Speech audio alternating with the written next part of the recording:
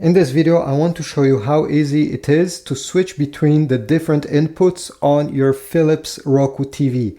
I'll show you how it's done using a remote control and how you can do it without even touching your remote control. So let's get started.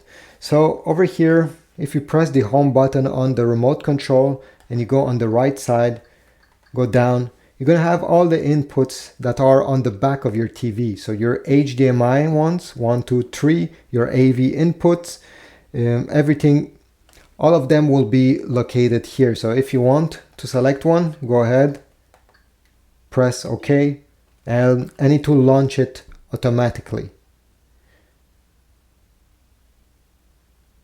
So I have selected HDMI 3. And it has launched the Chromecast that is behind my TV.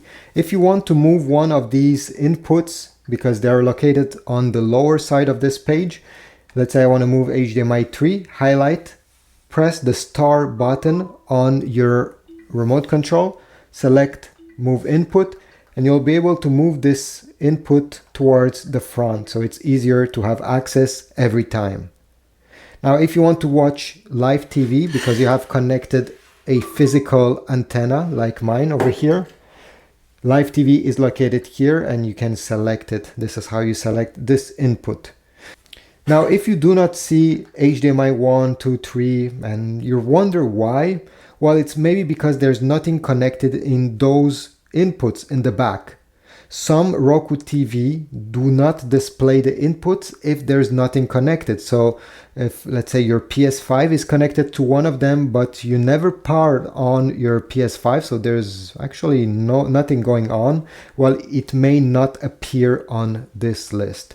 But if you do not have a remote control, what you can do is, well, your Philips TV will have a button right under it, sometimes in the middle, sometimes on the sides. And by pressing once on this button, you're going to have the input menu appearing on the left side. If you want to select something, well, you simply need to stop clicking that button, and whatever is highlighted in white will be the one that the TV will select. So if you want to go in HDMI 2, I'll click on this button until HDMI 2 is the one selected. I'll stop pressing.